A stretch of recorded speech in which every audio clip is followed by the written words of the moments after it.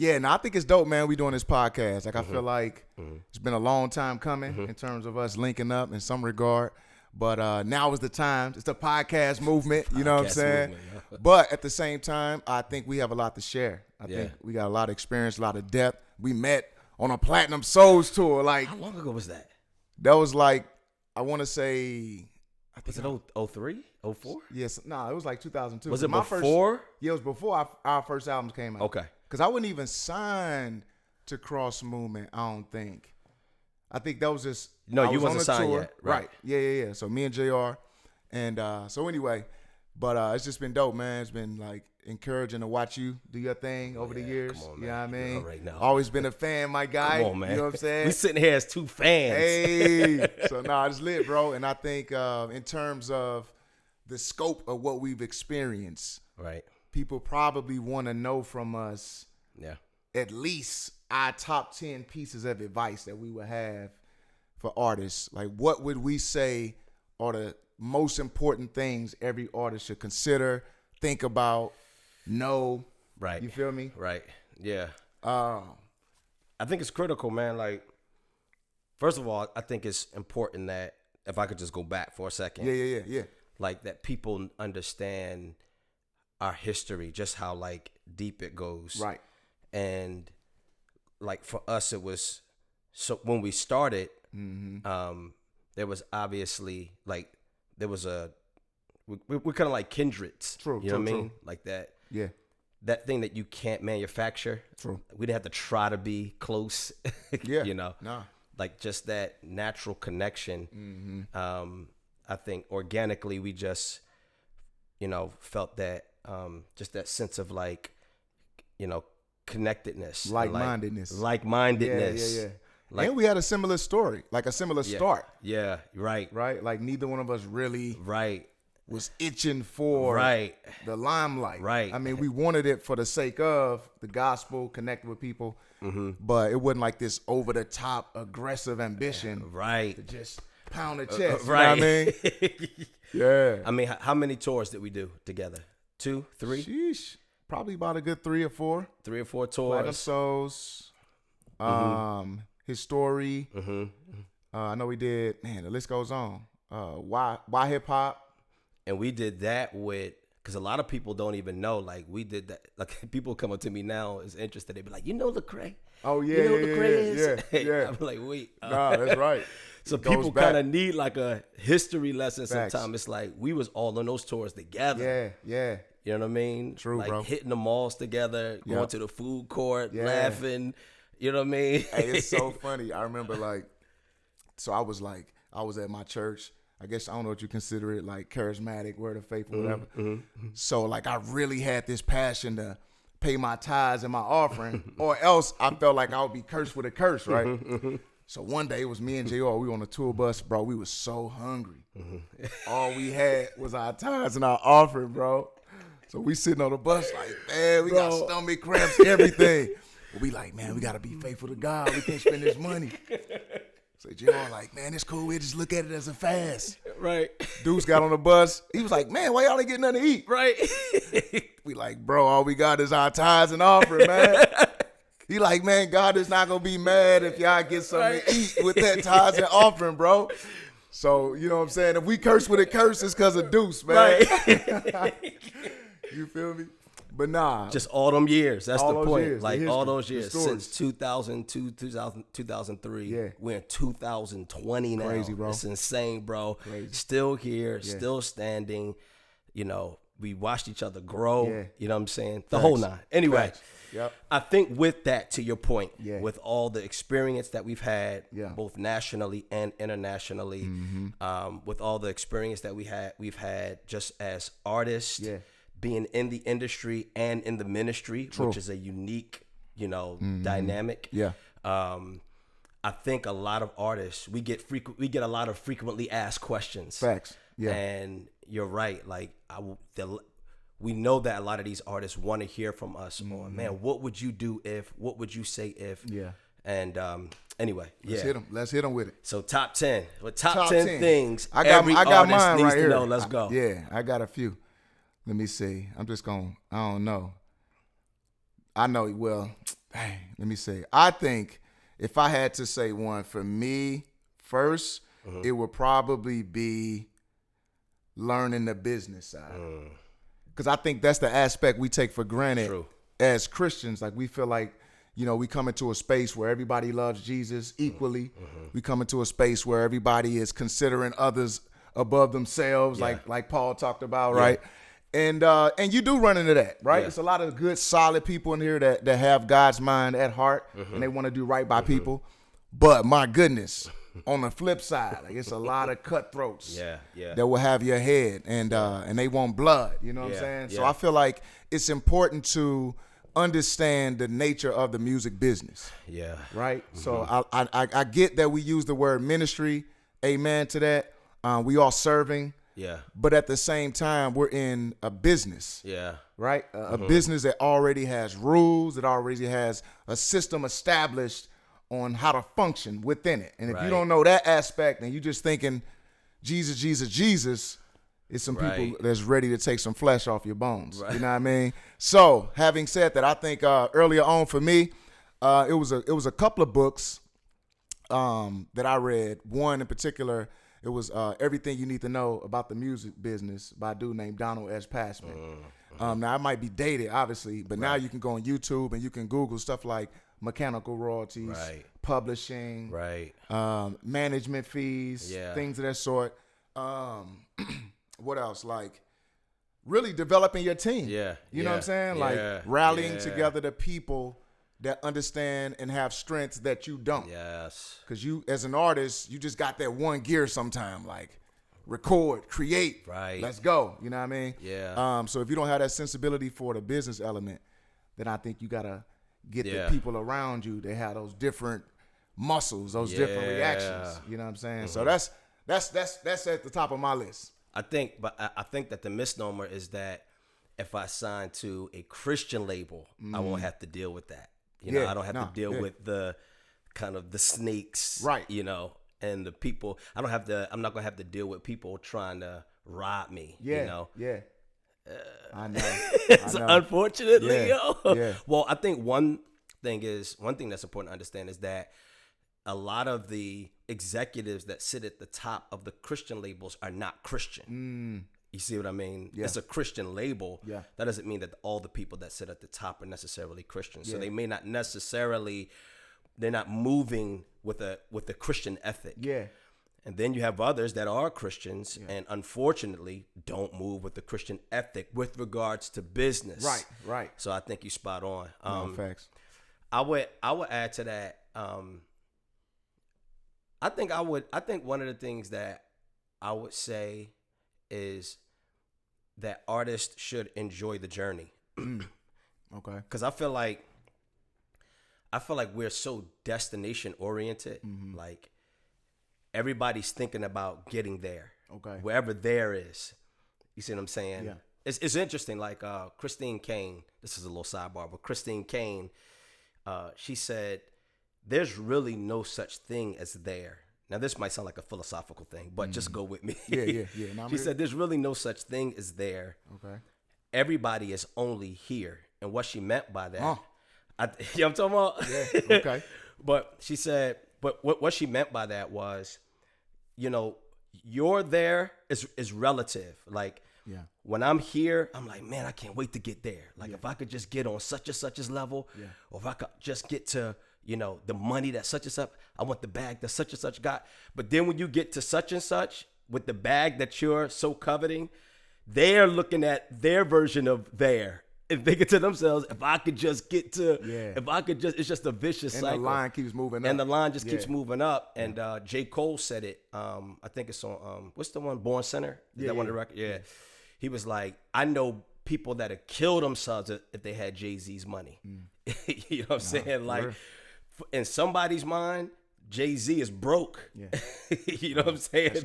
That's crazy. It's all relative. It's all relative. Like, there is no there. You see what I mean? So it's like, I think it's important that we not be as like destination oriented and just be in the moments. You know what I mean? Like, enjoy the journey. It's like, I like taking the train when I could opt to fly sometimes. I'm like, sometimes I prefer to take the 7-hour trip on the train just because what I get to do like that, just I get to just woosah, you know what I mean? Nah, that's take facts. a minute, Right. relax, be in the moment, you know what I'm saying? Not so anticipating what's next, right? You know what I mean? Nah, So I love that, bro. I would just say enjoy the journey. Take a step back from, we should have goals, obviously, aspirations, absolutely. But at the same time, not at the expense of enjoying right where you are. You know what I mean? Nah, that's good, bro. Yeah, that's good. Yeah. What else we got on the list, my guy? What else we got? Let Let's me see. Man, I thought this was lit. We talked about before finding good coping mechanisms, developing like tough skin, because just the nature of busyness, right? So you're always on the go. You always are trying to meet deadlines.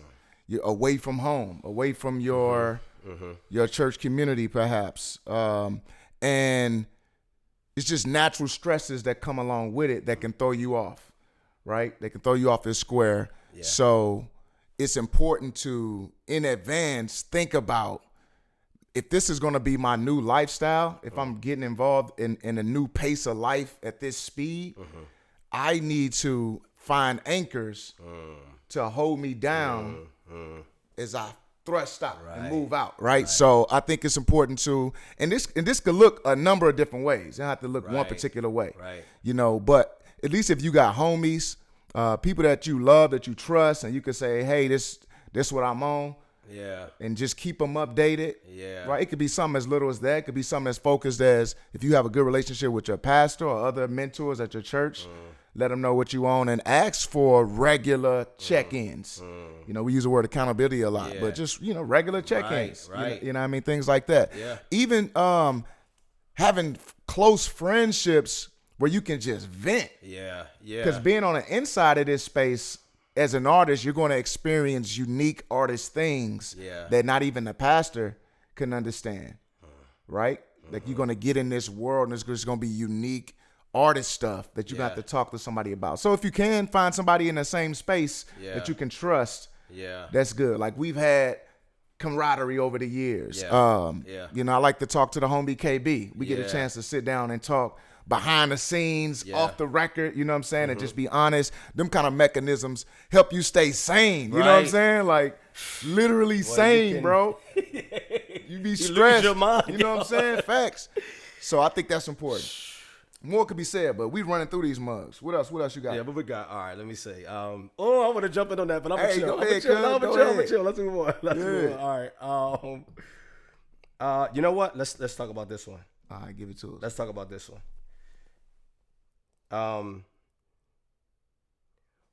What should we be talking about? Like, okay, like that boy going deep. Come on, you know what I'm talking about? All right, hold on. Because, like, the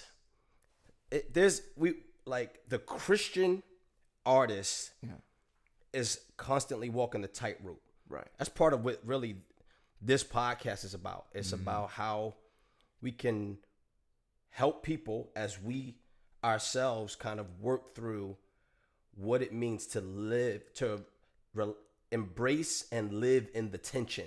Yeah. When you are an artist and you're not a Christian, it's you have one thing to focus on. Yeah. Being an artist. Yeah. Whatever I say is fun, whatever I do, whatever, you know what I'm saying? Yeah. And you have maybe your own internal boundaries or whatever. But by and large, there's a level of freedom there that is different from when you are a Christian artist. Because you never cease to be Christian. I don't necessarily mean that your art is Christian but I just mean you never stop being a Christian. Right. So if you are an artist, like what Kanye say? Yeah. He said when what was it? Jimmy Kimmel asked him. I think it was Jimmy Kimmel or Jimmy Fallon, one of them. Yeah, one of the Jimmys. Yeah. Are you a Christian artist? Are you a Christian rapper? What did he say? I'm a Christian everything. Wow. He said I'm a Christian. Lit. I'm a Christian everything. Yeah. Yeah. So no matter what arena you're in, you never cease to be Christian. Okay. With that, it's like, all right, now what do we do with these two? How do we bring these two worlds together? Because in some ways they contradict each other. In other ways they are conciliatory. Yeah. And they can serve each other. So what do we allow? What freedoms do we have as Christian artists? What do we talk about? You know what I mean? Yeah. That's a great question, because when you think about the nature of rap music, you already assume some reckless stuff. Right.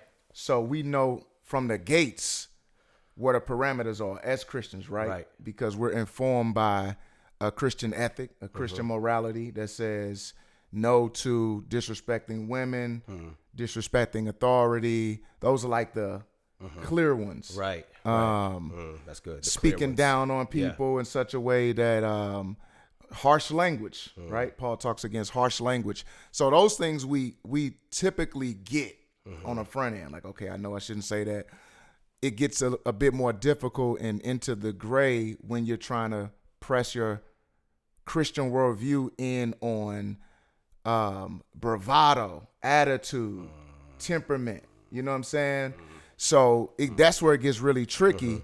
But what I think is important, though, is that Christians realize the parameters. So, let's just say on the left, that I am a Christian and I want to speak on redemptive themes, as we say. So I want to highlight the things in God's creation that can make life easier for the next person. I want to artistically describe, use metaphors, punchlines, similes, and tell stories in a way that enhances the human experience.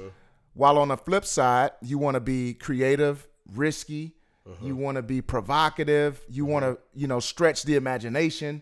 And so in that tension is where conversation has to happen, right? So I think to answer the question, what should a person talk about? Almost anything up until you're touching those clear things. Yeah. You know what I'm saying? You could talk about any and everything. Yeah. You could talk about sexuality, murder, right? You could talk about love, heartbreak. You could talk about anything, but the ruling principles are, where are the clear lines and how does that affect how I communicate this story, right? Because even in film, you could tell a dope story, but you still have to make a lot of decisions along the way, right? In a way that honors God, but doesn't compress artistic expression. You know what I mean? So, I might not have even answered the question, but those are kind of like at least the dots that you have to kind of at least acknowledge. That's at least a starting point. You feel me? Yeah. Foundationally. Right. So, now that's big though. I think it's huge, and I think you make a good point, like, because I think that by and large, big picture, like the 7 deadly sins, we won't do that. We won't cross that line. Right. You know what I'm saying? Yeah. I think that most Christian artists have those convictions. You know what I mean? Like, I'm not going to cross the line and just be up there like, super reckless if I'm on the BET such and such, or, like, I still want to make sure I'm representing Christ. They'll even mention Christ throughout. I think that this is the part. It's the spirit of it. That's the category that I don't know if we talked much about. Okay. You know what I'm saying? What you mean? More like almost what you said, the temperament. Yeah. Like, you know what I'm saying? Like in an actual bar. Yeah, in a bar. You know what I'm saying? I'll bite your head off. Yeah. You know what I'm saying? Okay. Right. That's a contentious, you know what I mean? Antagonistic spirit that some would say is sport, which I would disagree with, right? I would disagree with, right? Because I would say in sports, you're not using your tongue. See, like if I'm a ball player. But what about debate though? Yeah. In debate, you're using your tongue. Yeah, it could be sport-like. I would agree with that. But that's what I'm saying, right? Even if it's sport-like, I think this goes back to the original thing we said about your Christian worldview shaping and determining how you use what you have. Yeah. Right. So when the scriptures talks about the tongue, which it does in great length, we were talking about that yesterday, last night. It's like the tongue, like there's a responsibility. True. With like the way you use your tongue is different, bro, than if I'm a boxer or if I'm a baller, if I'm, you see what I'm saying? Yeah, I agree. Because it's a life and death. Yeah. That's different. That's life and death in these hands too. Yeah, now I ain't gonna kill you. If we boxing with gloves on, I ain't killing you. No, I feel you. I get it. I ain't killing you. Yeah. But the one thing that we don't have anything in the scriptures to, let's just say you're right. Yeah. We don't have anything in the scriptures that would warn against that. Yeah. So if anything, we're extracting based on maybe we have principle or something like that. But what's clear is, how do I use this little pink thing? I get it. You know what I'm saying? Yeah. It says, what's it say? What's it say? No corrupt communications come out of your mouth. Most people are like, oh, I got that. Mm-hmm. But to me, the B portion of it explains the A portion of it. Because it says, but only that which is edifying. Yeah. Well, think about this. Yeah. What if the parties involved understand it's make-believe? It's a sport. So they're not taking the language to heart in a way where they actually feel torn down. But can you control that? So even if you have those rules in place, I guess words could still cut. I know we got so many more, but that's just something to consider. No. You know what I mean? This is a big one. This is a big one. Yeah. Because to me, we have to, like, I think when we conflate entertainment and reality, when we conflate entertainment and fantasy, I think we're making a mistake. In other words, when we act like those two things are one and the same, like, oh, it's entertainment, therefore it's fantasy. That's not the same thing. Okay. You see what I mean? Like, just because it's entertaining doesn't mean it's not real. Facts. So, that's you know what I'm saying? They were like, I'm just entertainment, but that doesn't mean it's not real. Yeah. You see what I mean? No. And it doesn't mean that it doesn't have real life consequences. Yeah. Anyway. So you can say you good after the battle, right? But you might be crushed on the inside. You don't know what. Yeah. I mean, just based on how we absorb. Yeah. Like, you can't. It's hard to say how you were impacted by True fantasy, by entertainment. Nah, that's good. You know what I'm saying? Which is, I know we closing, but interestingly enough, it's similar in terms of sharing the gospel. Planting seeds, like you may think those words didn't penetrate.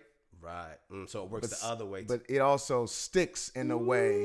Go get them, You feel me? So, hey. All right, let's roll through these these final minutes, man. What else we got on the list? Let me see. I'm just going to run them down. We said, don't let your talent take you where your character can't keep you. Ooh. Yeah, that's one. What's the other joint? We said, key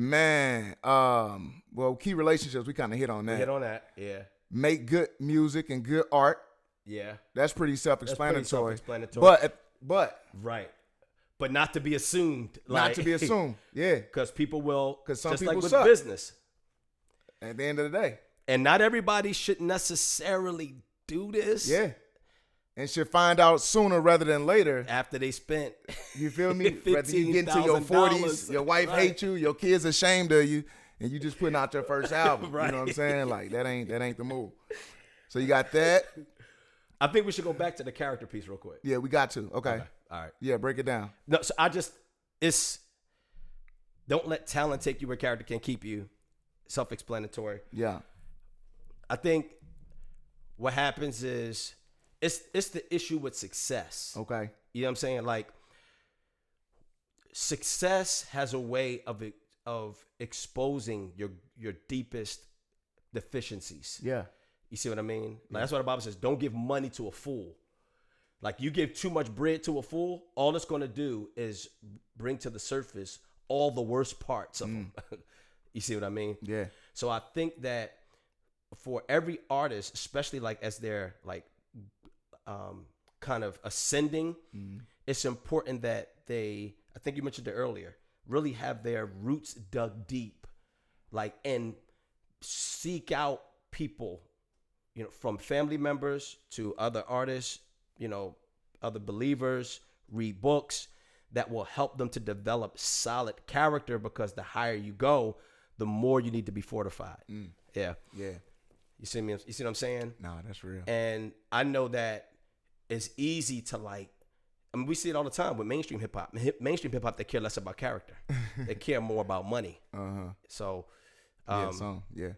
Anyway, I know we on a time crunch on this, but we rolling, bro. But nah, that's good. I totally agree. I think you can't downplay that, because you don't even fully know your own self under certain pressures. Yeah, so true. As much as you can on the front end.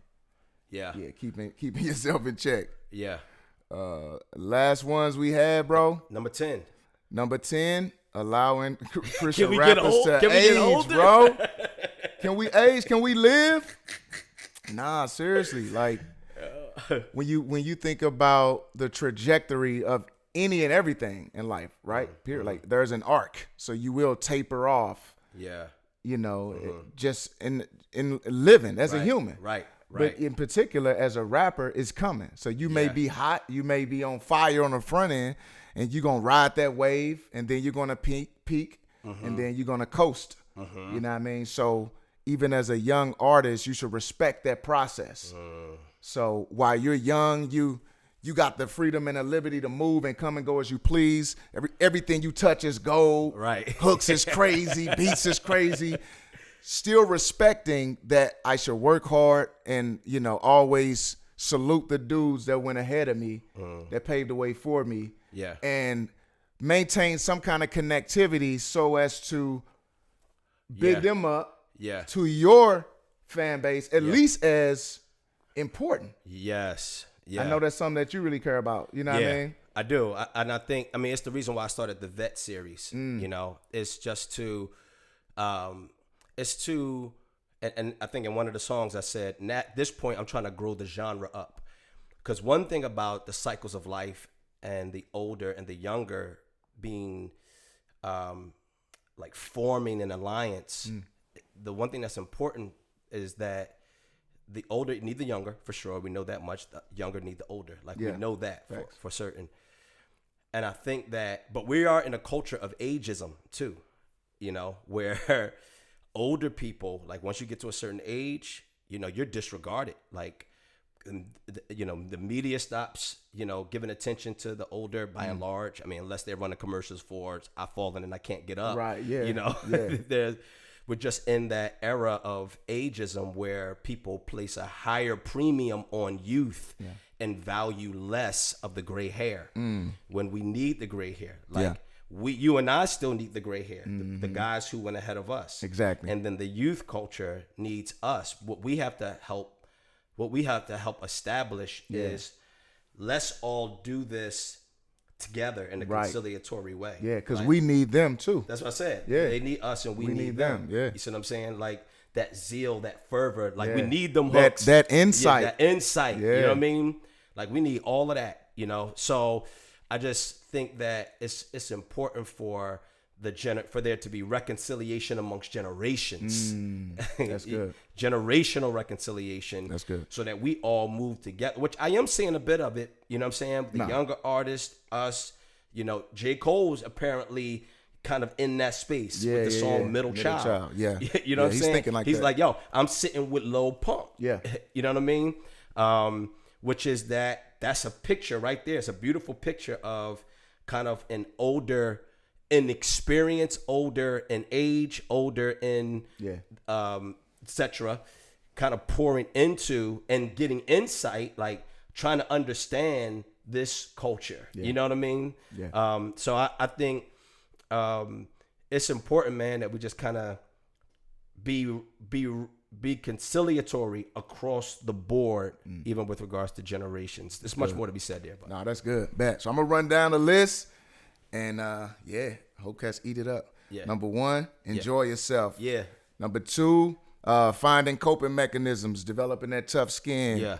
3, don't let talent take you where your character can't keep you. Yeah. 4, learn the business or develop a strong team. Yeah. 5, have a healthy Christian worldview. Yeah. 6, fits into that, which is discussing what to talk about, what not to talk about. So that's connected to worldview. 7, key relationships. So having friends, the like. 8, make good music, good art. 9, how to balance your schedule. Right? Giving everything proper due and time. And 10, allowing Christian rappers to age. You feel me? Let's go. And get younger too. Nah, I'm joking. True. But yeah, it's love, man. Yep. Things I never said. Let's go. Bang, bang.